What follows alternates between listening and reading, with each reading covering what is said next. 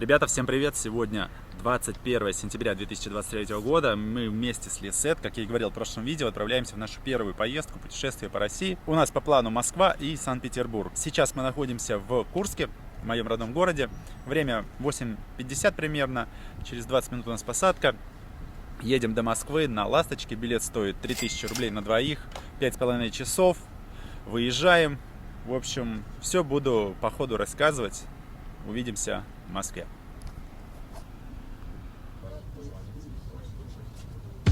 Ребята, всем привет еще раз. Не прошло и суток, и мы вернулись в Курск. Сейчас кратко объясню, что случилось. Мы приехали в Москву благополучно, добрались до нашего отеля, и девушка на ресепшене сказала, что не сможет, когда мы подали все документы, сказала, что не сможет заселить Lisette.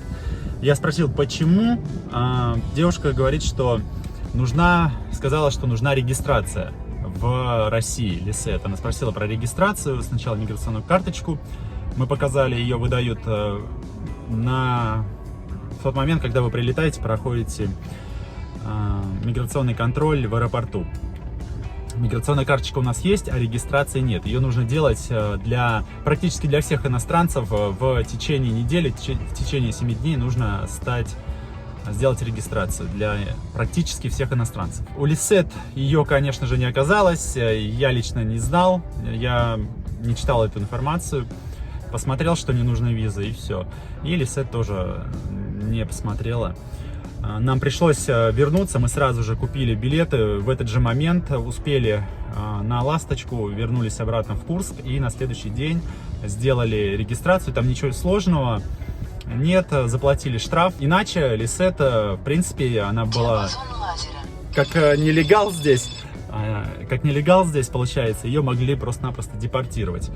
Вот. Мы не стали рисковать, что-то искать, продолжать наше путешествие и решили все сделать по закону, скажем так. Вернулись, сделали регистрацию, поменяли билеты, немножечко изменился наш маршрут. Естественно, Москва пропала, она теперь у нас будет после Питера. Единственное, что у нас теперь получается промежуток между Москвой и отправлением в Сочи будет совсем небольшой. Вот. Когда мы вернемся из Москвы, пройдет там буквально, наверное, неделя, и мы уже уедем сразу в Сочи. Так что информация вам, ребята, такая: если будете иностранца в гости звать, привозить в Россию, то обязательно ставьте его на учет, на регистрацию, регистрируйте его обязательно, иначе будете иметь проблемы. 2000 рублей стоит штраф за непостановку на регистрацию. Регистрация бесплатна, нужно всего лишь загранпаспорт и вот то место, где человек будет зарегистрирован. Завтра мы уже отправляемся снова в наше путешествие, уже в Питер, и будем снимать, конечно же, для видео, и потом покажем вам. Все, ребят, всем пока, до встречи в Санкт-Петербурге. Ну что, ребята, мы уже в Москве, отправляемся от Ленинградского вокзала вот на Сапсане, на таком. Давно хотел прокатиться на Сапсане, как раз повод. Все нормально, снова, повторно, во второй раз приехали в Москву. Надеюсь, что уже с регистрацией, надеюсь, что будет все хорошо. 4 часа 15 минут до Питера. Билеты, по-моему, 8000 рублей стоят. Сколько? $80 примерно. Но у нас там чуть повышен класс. Эконом плюс, по-моему. Будут сидушки откидные с регулировкой. И будут, по-моему, что-то давать из еды. До отправления примерно минут 40 у нас, 30. Пойдем, наверное, загружаться потихоньку. Спасибо.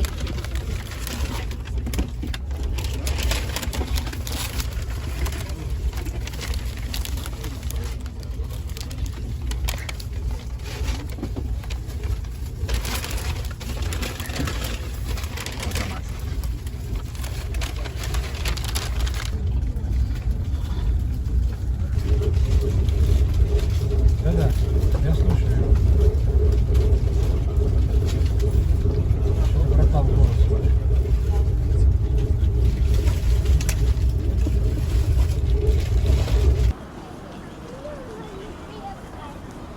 Всем привет! Еще раз, наконец-то мы добрались, заселились, находимся в Санкт-Петербурге. Номер покажу чуть-чуть попозже, сейчас расскажу про Сапсан. Я на нем ехал первый раз, Lisette тоже. Очень понравилось, стоил он 8000 8200. Это примерно $80. У меня были не самые простые билеты. У меня был эконом плюс, по-моему, он назывался. В нем дают еду. Такой пакетик собирают тебе с водой, с мюсли и кофе, и чай. Что-то на выбор. Застелили красиво нам столик с салфеточками. Очень классный сервис. Поезд удобный, идет 4 часа там, 15 минут, по-моему, с минимальным количеством остановок. Вообще рекомендую. Сапсан первый раз проехался и очень понравилось. Лисет просто расцвела, когда ей накрыли салфеточками столик, предложили вначале влажные салфетки, наушники. Сервис обалденный, все чистенько, хорошо, очень понравилось. Назад мы тоже едем на Сапсане, но у меня, по-моему, самый базовый там тариф. Сейчас покажу гостиницу, все, застелили, нормально все. Вот такая гостиница, она здесь находится прям в центре, в самом, у нас можно везде пешком ходить. Большая кровать, вот такая, телевизор есть, ну, номер сам небольшой, такой номерок. И что у нас еще? И в туалет, сейчас покажу с ванной. Вот такой туалет, ванна. И еще у нас есть сауна. Хотя в описании не было сказано, но вот такая маленькая сауна здесь есть. В общем, сейчас, наверное, обмоемся. И чтобы не терять время, пойдем посмотрим сразу вечерний Санкт-Петербург. Маленький есть еще холодильничек. Холодный, да, уже морозит. Вот он. Вот такой вид. Оп. Красивенько. Оп. Все, нравится. В общем-то, осталось только 4 дня здесь хорошенько отдохнуть, походить, показать Лисет побольше, самому посмотреть. Отель стоил 16 тысяч с завтраком. Завтрак еще будет с утра. Шведский стол. Опять же, взял завтрак по этой причине, чтобы сразу позавтракать, нигде ничего не искать, эти кафешки с утра. Плотно в шведском столе и сразу пойти уже изучать город. Только что вышли из отеля, направляемся поужинать. Пойдем сейчас посмотрим одну столовую. Хочется в столовой поесть. Какую-нибудь котлету с гречкой, супа, борща, обычной еды. Поедим и пойдем в сторону обратно Московского вокзала и уже на Невский. У нас столовый перекус. Вот это все вышло, сейчас скажу насколько. Сейчас покажу. 1300 рублей. Гороховый суп, котлеты, гречка и улисет. Вот такая еда. Выглядит аппетитно. Лисет пробует гороховый суп. Rico. Вкусно, все попробовал, да тоже. Это съема компот. Вкусно. Картошка. Картошечку попробуй. Да. Картошка. На здоровье. На здоровье. Пам-пам-пам-пам. Сальсас.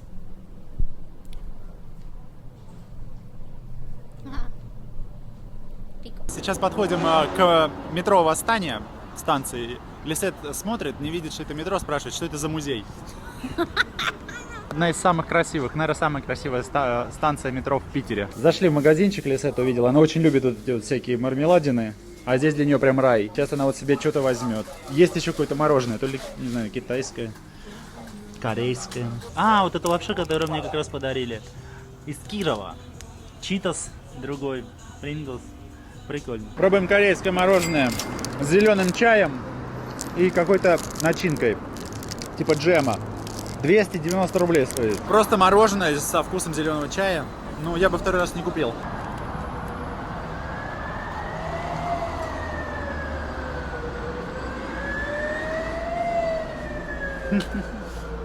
Mis favoritas tiendas. Mis favoritos de siempre. De niña. Nosotros venimos cuando antes de irnos. Venimos, ¿ok? ¿Lo sabes? Sí, son chicles. Bola de chicle. Mis favoritas. Зашли в магазин Яндекс. PlayStation 1. Печатная машинка. Там робот. Яндекс. А здесь калькуляторы старые. Может быть, кто-то помнит. Вот они. Не, просто они не могут, не особо двигаются. Не, они не двигаются.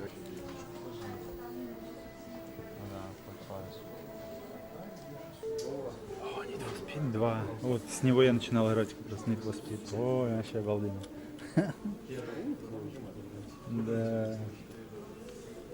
Офигенно. Графика еще была на то время крутая. Лисет играет Тетрис.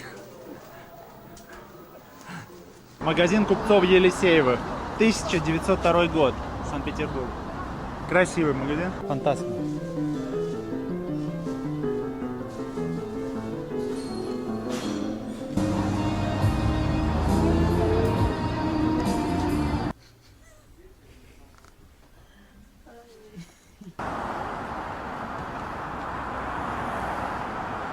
Ella me dio miedo.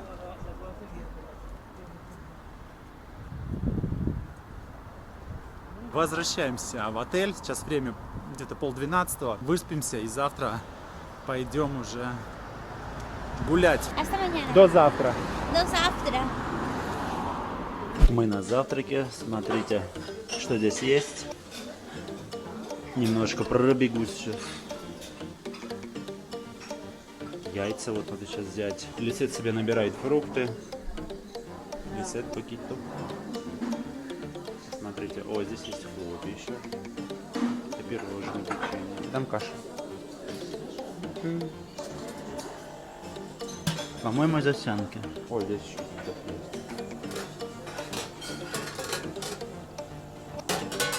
Гречка.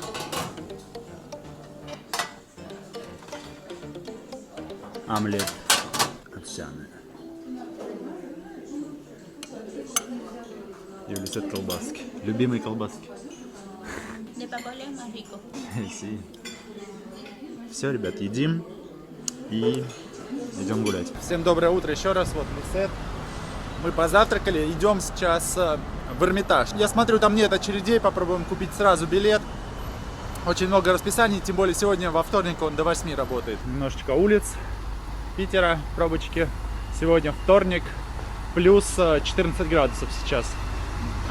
Сегодня какое число? 26 сентября. Купил билет на метро в Санкт-Петербурге. Стоит 70 рублей, дороже, чем в Москве. В Москве по 50 рублей по карте тройка. Жетончик вот такой. Сейчас едем до Адмиралтейской станции, и там Эрмитаж рядом, собственно. Вот эту монету. Acá. Монету. ¿Y?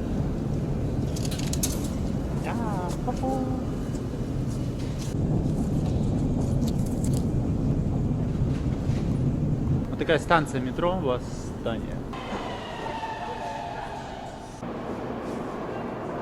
¿Sabes qué es? Estatua. No, ¿quién? Pushkin. ¿Sabes? Pushkin. ¿Sabes quién? Sí, ¿Quién? no. Mi amor, está muy famoso en todo el mundo.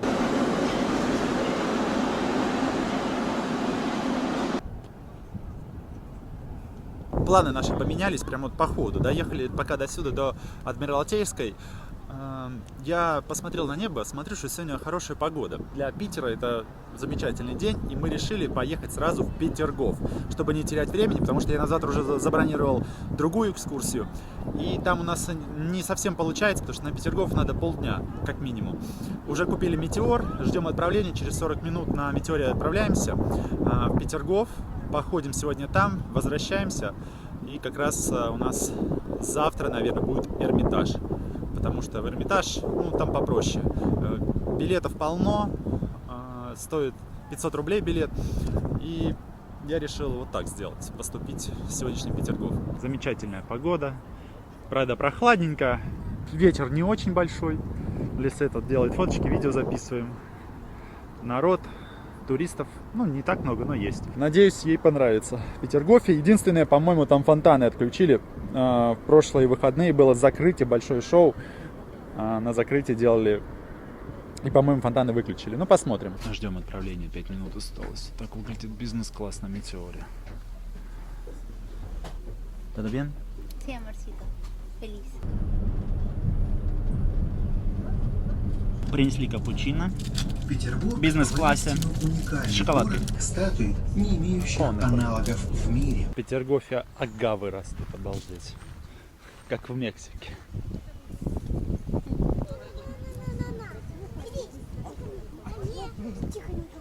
Пойдем, там еще будет, Саш. Дима, пойдем. Я очень рад, что фонтаны работают. Хотя в прошлые, по-моему, выходные было закрытие специального сезона. Но пока не отключили, и это здорово. Mira.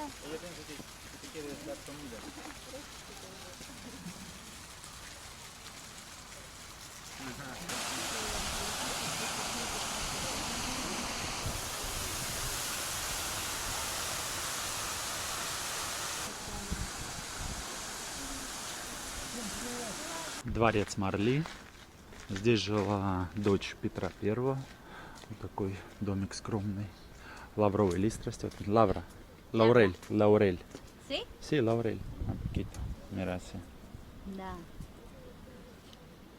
Вау!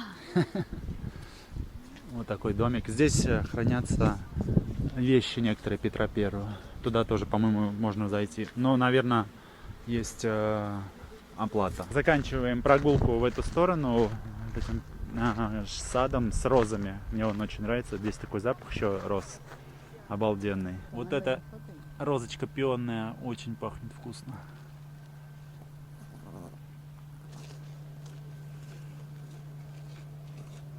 Красиво. Все, сейчас будем возвращаться в ту сторону по верху, с видом на Финский залив. Трапеза Петра Великого. Сельдь, анчоусы, устрицы, все то, что так высоко оценил Петр в традиционной голландской кухне. Любил царь венгерское вино из белого винограда, мускатных сортов. К царскому столу подавали соленые лимоны, одно из любимых. Интересно. Сзади получается Екатерининский зал. А вот там Монпласер. Монпласер, я думаю, сейчас мы зайдем. Ну что, оказывается, Монпласер закрыт. Это как-то любимый дворец Петра Первого, на реконструкцию он. Есть еще банный комплекс и Екатерининский корпус. Но особо мне туда не хочется идти. Поэтому сейчас, наверное, будем возвращаться отсюда уже до Питера. Сейчас время 4:30. Поедим где-нибудь. Вот с утра мы позавтракали, больше не ели. Лисет очень понравилось, она сделала фотки. Конечно, понравилось ей больше всего место, где фонтаны. Вот еще вид, наверное, напоследок. В таком осеннем стиле оформлен. Очень здорово. С погодой нам сегодня повезло. Солнце светит. Тепло. Сколько? 18 градусов. Взяли одежду утеплиться, но не понадобилось. Ветра нет. Просто супер. Хорошо, что сегодня поменяли планы и поехали сегодня сюда. Листики начинают желтеть. Еще неделя-две и будет все желтое здесь. Uno, dos, tres.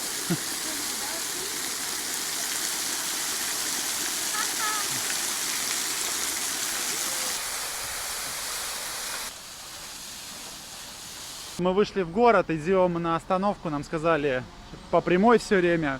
Переходим дорогу и там автобус до Питера, до метро мы как раз доедем. ¿Te gusta Caracoleta? Amor mío. ¿Cansadas mucho? Sí, un poquito.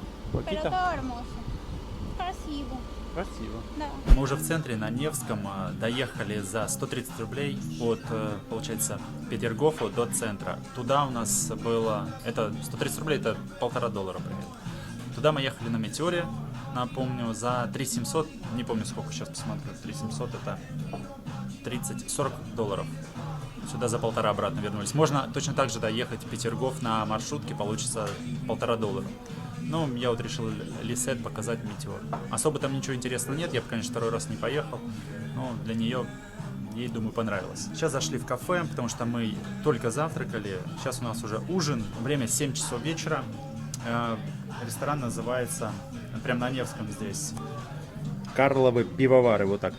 Здесь чешская кухня, колбаски, всякие рульки запеченные, пиво чешское. Лисет себе заказала вот такой суп. Ну, пиво, во-первых, и суп, как сейчас покажу, где он. Вот такой суп в хлебе и пиво. А я себе заказал рульку. Вот такой интерьерчик здесь. Лисет пробует темное чешское пиво. Es amarga la cerveza. Amargo, sí. No. Sí, amargo. Fuerte. Parece a una cerveza que venden en Perú, que es la Pilsen de trigo.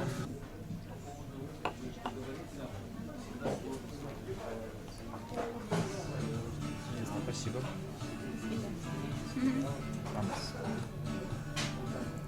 Псковский квас.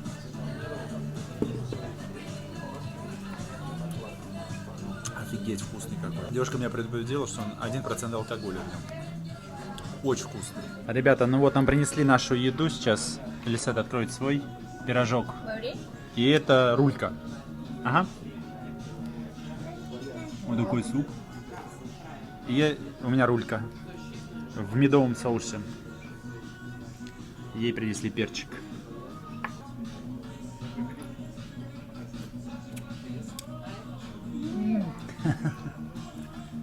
Es rica la sopa. Falta limoncito y ya está. Dame poquito. Uy, qué rico. Es que en Perú una sopa sin ají no es sopa. Я себе взял еще брусничный соус. Там на выбор была горчица, хрен, брусничный соус. Я решил с брусничным соусом. Там ничего.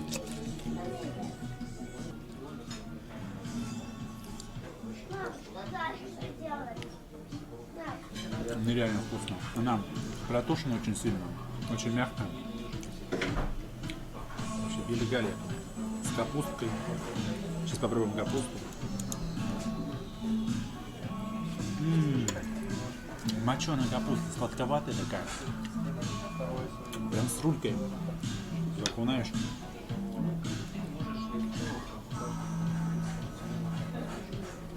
Это один из лучших блюд, что я ел в последнее время. Боюсь, я объемся. Это очень вкусно. Стоит 1500. Этот суп стоит 500, по-моему, или 450. Ребята, все. Приятного нам аппетита. Очень вкусно. Все просто нереально. Обалденно сочная. Офигеть. Капуста вообще великолепная. Соус. Лисет тоже довольна. Пиво вкусное. И суп отличный. Все, ребят, приятного аппетита. Идем. Yo soy rusa. С хлебом, да. Ребята, съели все просто. Лисет сама сказала, вкусный суп в ее жизни. Съела, да, весь хлеб даже. И целую рульку съели. Очень вкусно. Рекомендуем кафе. Это название оставили. Заходите на Невском. Время 10:30. Мы добрались наконец-то до дома. Приехали из Петергофа, поели.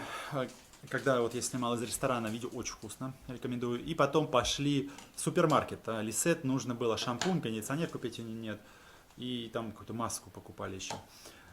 Зашли, там Литуаль посмотрели, Ревгош. И потом, оказывается, здесь есть Золотое яблоко, по-моему, называется сеть. Это как супермаркет парфюмерии. Огромный супермаркет парфюмерии. Очень круто, Лисет просто в восторге. Там все было, что ей нужно, даже тех марки, которые не нашли в Ревгоше и в Литуале, и стоит все дешевле, она говорит, чем в Перу, там в 2 раза почти. Она очень довольна, все купили, еле дошли, прошли мы за сегодня, сейчас покажу. Сколько? 19 километров, 17 метров вот за весь день, вчера 12 километров. Сейчас идем в ванну, наберем ванну. Пена для ванны. Амирант и белый чай очень вкусно. Пахло, купили вот в этом супермаркете. Пену сейчас наберем в ванну и полежим в ванне. На этом все. До завтра. И завтра у нас по плану одна интересная экскурсия. Не буду сейчас рассказывать. Надеюсь, все получится, состоится. И завтра мы эту экскурсию поснимаем. Она будет идти примерно 3 часа. Посмотрим, во сколько закончим. Если успеем, пойдем завтра в Эрмитаж. Если не успеем, и по самочувствию Лисет, как она себя будет чувствовать, может быть, просто погуляем и побольше завтра отдохнем, а в Эрмитаж сходим тогда уже, когда в четверг получается. Мира!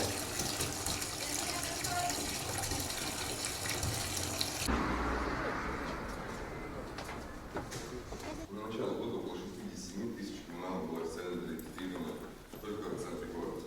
Но чуть позже мы сейчас с вами зайдем еще в коммуналку, практически, и там подробнее расскажу вам про коммуналку нашего города. Но именно это здание было построено не как доходный дом, а как дом терпимости. Домом терпимости называли здание таким не потому, что там здесь что-то терпели, а терпимость местных жителей к таким заведениям. В царское время было вполне легально, девушки, чтобы для работы с сложным физическим трудом могли прийти в жандармерию, отдать свой паспорт. Взамен они получали желтое удостоверение и просто шли работать в салон. В нашем городе даже с этим связан такой небольшой переулок. От Невского проспекта, от Казанского собора идет улица Казанская. Раньше это была улица Красных Фонарей. На каждом здании, где принимал девушку, горел фонарь. Если фонарь был выключен, девушка либо была занята, либо уже отдыхала. Казанскую улицу избирается фонарный переулок. Как раз из-за фонарей он так назван. Зажал местных жителей, можно сказать, просто туда всех выселили. Мужчина, когда заходил в это здание, он поднимался по парадной лестнице, заходил в правую дверь. Там располагался сан-салон, гуляли девушки, с агрессивом убирал девушку и поднимался в апартаменты. Апартаменты в здании были очень большие, от 300 до 350 квадратов, и раньше в этом здании еще был лифт. Только лифт был не грузовой, не пассажирский, он был больше похож, как в американских фильмах, просто поднять игриста и закуски, чтобы оставить инкогнито, кто присутствует в здании. Бывало, и царская семья тоже захаживала в такие вот заведения. Но как дом терпимости здание существовало совсем недолго, около 10 лет, потом неизвестно было полностью проиграно в карты. Можете присаживаться туда, видите, я тут немножко что-то порассказываю про наш город.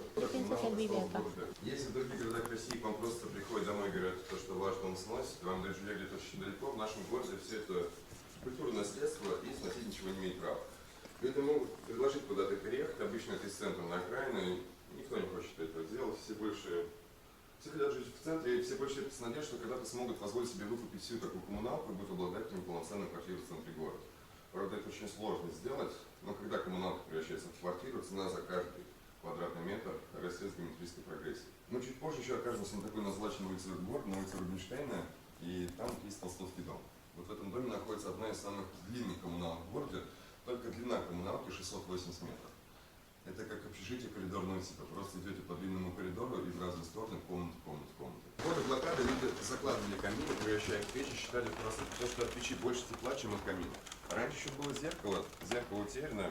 Если сейчас купить комнату, либо квартиру в нашем городе, если в ней будет стоять камин, то вам придется расписываться, что вы теперь собственник культурного наследия. Вы не имеете права камин ни сносить, ни реставрировать без представления документов, что вы наняли действительно специалистов, а не первый попавшийся вот с улицы. Даже топить камины нельзя, это тоже их разрушает, но люди часто топят. Нам разрешают дойти до кухни, давайте сейчас будет немножко трэша. Если посмотреть наверх, то по лепнине тоже видно то, что комната была совсем других размеров. Просто когда строились эти здания, в этих зданиях не строились кухни.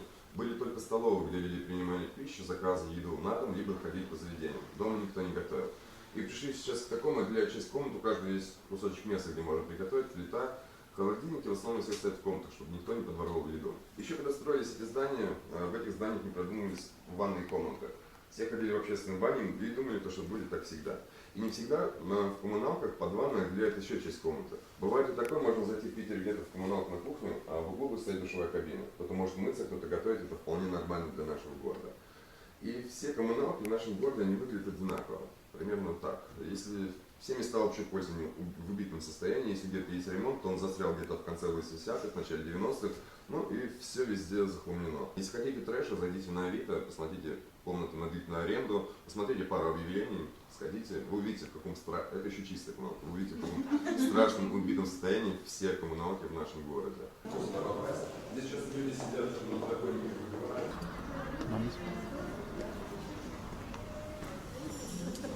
Это парадная отличается от предыдущих. Просто в предыдущих парадах делал ремонт шеф.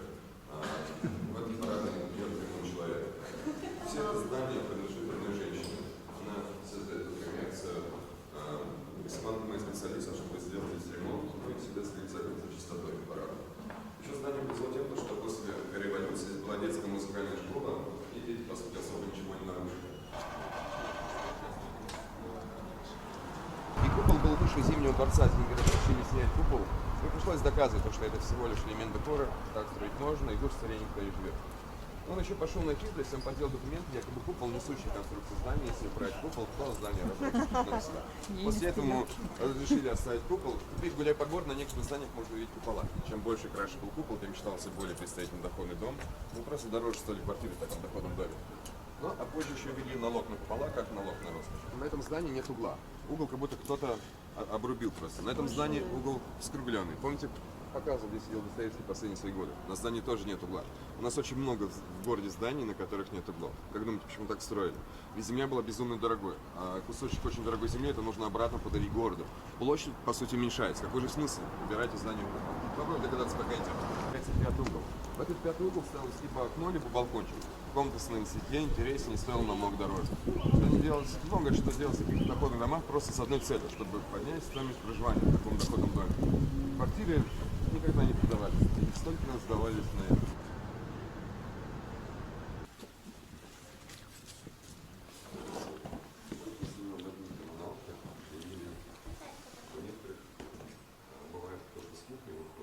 Можно выпивать соседом, ходить друг к другу в гости. Мне кажется, под ними было очень круто. С кем-то можно было пообщаться. Вот и там еще полностью все глухое. То есть там снизу не попасть. Там полностью все глухое. То есть если что-то упало, можно идти к соседям на первый этаж, спрашивать, чтобы вылезти окно и что-то забрать. Давайте начнем именно с легенды. У каждого купца того времени была легенда, как якобы их род получил вольную. И у Алексеева была тоже легенда, якобы в поместье у графа Шереметьева зимой на балу подали спелую свежую землянику. Все гости были поражены. Попросили послать садовника. Садовнику сказали: проси все, что хочешь. Садовник попросил вольную, и так как бы род Елисеевых и стал вольным. Но единственная правда из всей истории, то, что самый первый Елисеев был действительно садовником, только звали его Касаткин Петр Елисеевич. В честь своего отца он потом поменяет фамилию, когда будет много денег, будут считать ее более звучной, барской, чем Касаткин. Когда Касаткин приехал в наш город, он, по сути, купил себе такой лоточек на шее деревянный и мешок апельсинов. Пошел апельсинами торговать на Невский проспект. Через некоторое время вся семья, жена, 3 сыновей, все были с лоточками, все продавали апельсины даже дольками, чтобы просто заработать больше денег. Касаткин очень любил заграничные товары. Он начал привозить в Россию из колоний стран кофе, прованское масло, трюфеля. У него еще было правило, то, что если у конкурентов есть похожий товар, то цена у него на товар должна быть ниже. И только самые свежие овощи и фрукты на прилавках магазинов. Мне кажется, продавцам елисейских магазинов в то время очень везло. Когда заканчивался торговый день, можно было поесть манго, маракуйя, завтра поплывет корабль и привезет только свежие овощи и фрукты на прилавки магазина. После смерти Касаткина все досталось сыновьям. Самый старший сын ушел из бизнеса, остался все младшим и средним. Это младший, просто другой фотографии сохранился, поэтому выглядит более старым. И при 2 братьях развилась такая торговая империя, большая, которую многие знают. У них было 117 доходных домов и семьи. Были торговые дома в Москве, в Санкт-Петербурге. Были свои пароходы, винные погреба на острове Майорка, виноградники. Самый большой винный погреб в России располагался на Васильском острове. Он был более 1,5 километра. Некоторые бочки доходили до 300 ведер. И со своим вином Елисеевы занимали всегда только первые места на всех международных выставках. У них было лучшее вино в мире. Ну, еще они были поставщиками царского стола. По сути, это была самая высшая награда и доверие от государя. После смерти младшего брата досталось среднему. У среднего брата было 3 сыновей. Было очень много денег, он дал всем очень хорошее образование. Но никто из сыновей не хотел заниматься торговлей. Он понимал, что бизнес сейчас уйдет конкурентам, начал выпивать, гулять по салонам. Нашел себе молодую любовницу, жена, узнав об измене, покончила жизнь самоубийством. Дети отреклись от наследства, от дворянства. Он переехал жить за границу с молодой любовницей. Перед смертью написал завещание на свою внучку, но внучка, помня обиды родителей, решила отказаться от завещания. Но тогда уже был Советский Союз. В Советском Союзе сказали: принимай и передай все нам. Так она и сделала. От Советского Союза получила Волгу. Род Елисеевых жив, но ни одно здание, ни торговый, ни доходный дом сейчас роду никак не жив. Немножко обидно, то, что торговая большая империя выросла с продажи апельсинов, а потом все рухнуло. Практически все здания Елисеев строил один человек, это Барановский. Барановский еще помогал строить дом компании Зингера на Невском проспекте. А когда Барановский строил это здание, в этом здании он построил первый паровой лифт. Ну, возле вас он тоже в здании в разрезе. Правда, нужно было полдня топить печь, чтобы один раз лифт поднялся. На этом функция у него заканчивалась. И помимо того, что он поднимался всего 1 раз, он делал это еще и очень медленно. 7 минут он проезжал 1 этаж. Так себе удовольствие. Если на 3-й этаж вам нужно подняться, то на 20 минут вы просто застряли в лифте. Можно подняться наверх, наверху спрятано все самое красивое, что осталось парадно. Если подняться на самый последний этаж, сквозь шахту лифта вы увидите большое зеркало. Только в это зеркало никто не сможет посмотреться.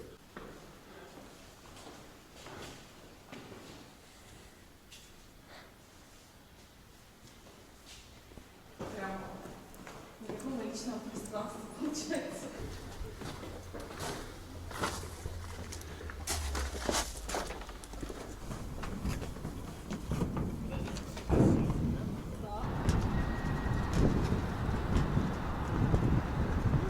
Называется храм 7 куполов. Вот там, вот показывают. Спасный край, все правильно. Храм построен на месте совершенного теракта по отношению к императору Александру II 1 марта 1881 года.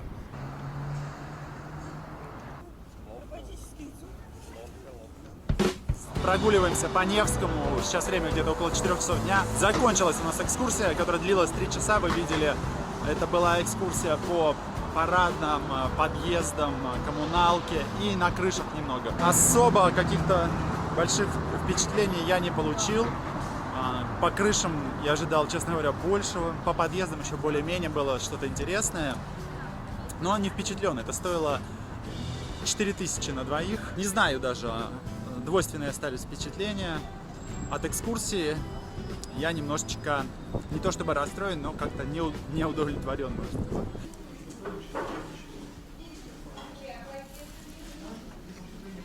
Зашли в пышечную, я когда в Питере бывают, прям традиция. 20 рублей пышка стоит, кофе с молоком со сгущенным 50. А в Перу это называется пикаронес. Там делается только оно из тыквенной муки. На вкус одинаковое.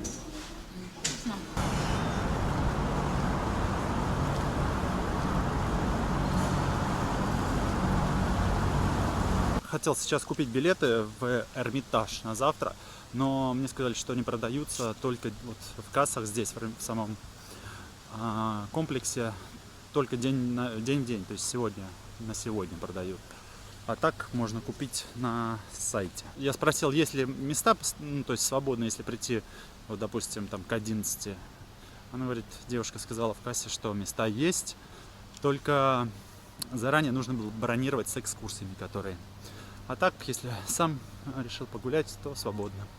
Так что завтра пойдем с утра, с 11 работает, во вторник и в пятницу, и в субботу, по-моему, до 8. А так до 6 остальные дни. Ну, отсюда классный вид получается. Вот Иса делает фото на Исаакиевский собор. Вчера у нас был ресторан с рульками, чешский, а сегодня у нас столовая номер 1. По бюджетному. 655 рублей, вот это все. Здесь напротив есть еще одна столовая, где мы ели в первый день. Там 1300 вышло. В 2 раза дороже.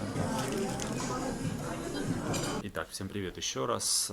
Последнее видео мы записывали из столовой за 655 рублей. Несмотря на такую дешевую цену, было достаточно вкусно, даже очень вкусно.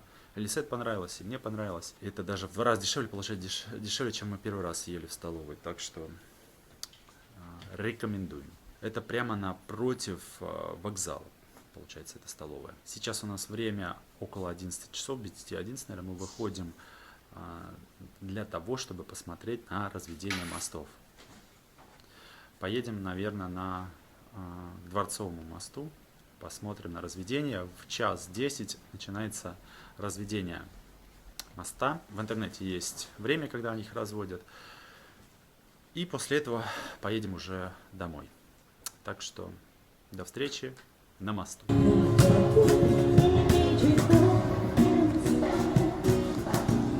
Завожу подруг на за деньги, да. Я не делаю вид, даже за деньги, да. Я подумаю, потом скажу сразу, да. За деньги, да. За деньги, да.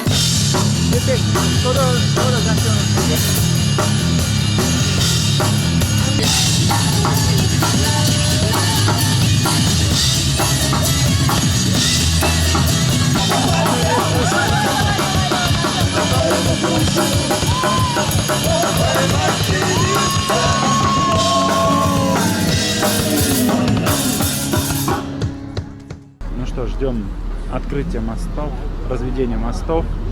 Ждем не только мы, смотрите, сколько этих лодок здесь. Так, красный загорелся на мосту. Светофоры, фонарики включились. Все. Сейчас будет разведение.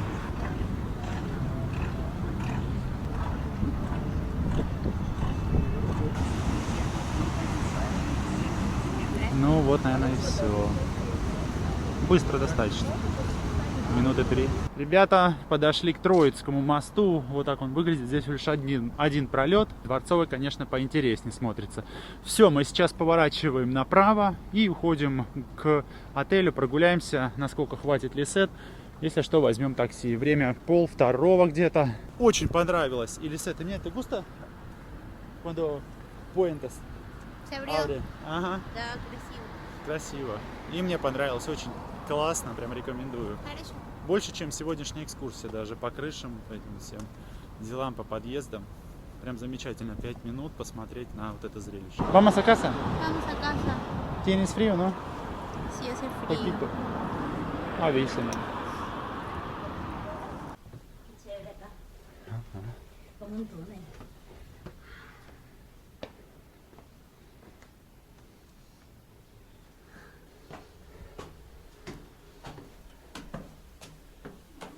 ¿Estás bien?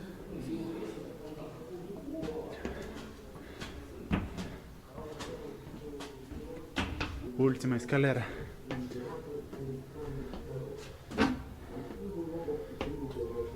No es un tipo de... Última carcoleta. Ayer dijiste una cuadra y... значительно ближе к нам. За присоединение Крыма и название города. Здесь перед Потемкина был распахнут дверь, арсенал, построенный в середине 19 века.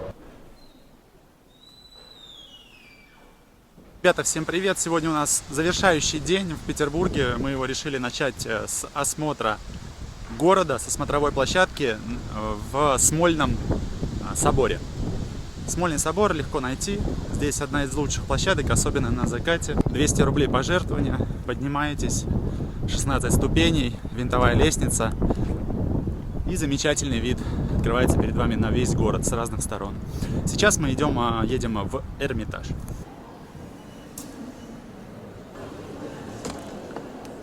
Ну что, мы вошли, билет 500 рублей в Эрмитаж. Есть аудиогид даже на испанском, 450 рублей. Лисет сказала, что не хочет. Я тоже просто прогуляюсь по залам. Так что вот Иорданская лестница, поднимаемся и идем вверх.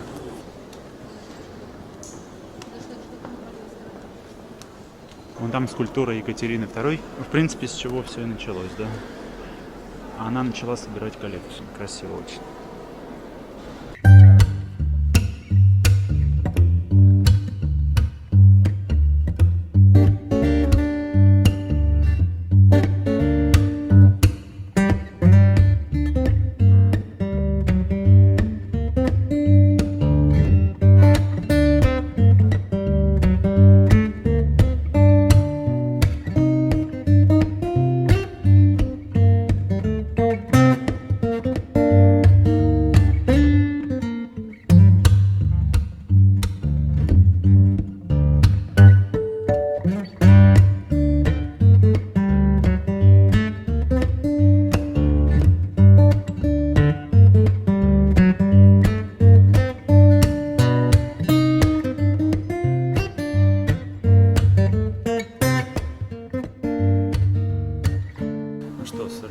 Мы закончили сегодня. Понадобилось примерно, я не знаю, нам часа два, и то не все обошли. Лучше, конечно, гида взять, который разбирается и расскажет и самое интересное. То есть там очень много ходить надо. Есть, кто не знает, основная сцена, да, где можно посмотреть основное все. Есть еще две комнаты, золотая, по-моему, бриллиантовая. Поэтому мы закончили достаточно быстро, Лисет подустала, и сейчас приехали в место, называется Гранд Макет. Там прям делают в режиме реального времени новые вещи, что-то ремонтируется. Я думаю, ей понравится. Вход стоит для взрослых 780 рублей. Такая здесь макет. Обалдеть. Встреча в лесу, прям сразу. Огромный макетище. Зауралье. Это Урал. Парта де Руссия.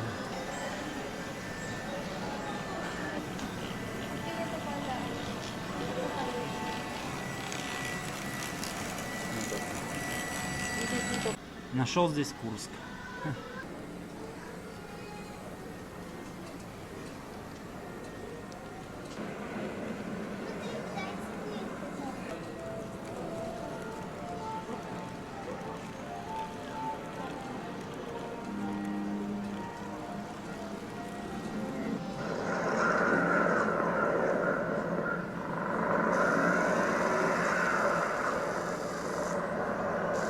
Наступила ночь. Классно сделано, придумано все. Расцвело.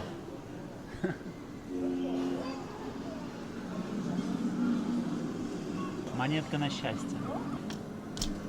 El último yo.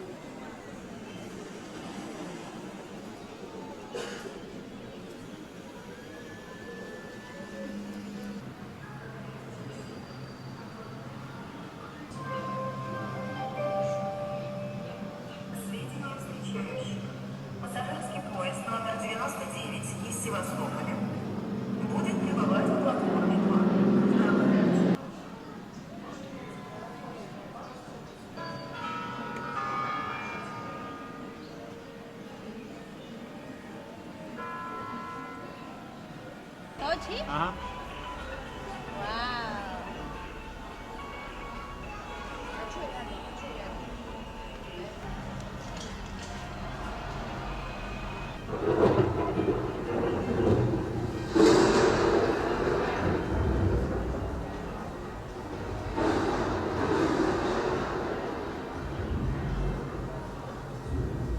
Ну что, ребята, мы только что вот вышли из Гранд Макета.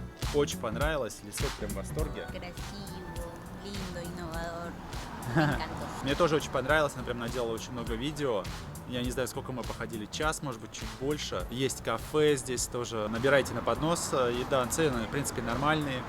Туалеты, все есть, все сделано очень современно. Детально проработаны весь макет, очень круто. Нажимаете там на кнопочки, можно нажимать, и какие-то действия происходят. День-ночь меняется.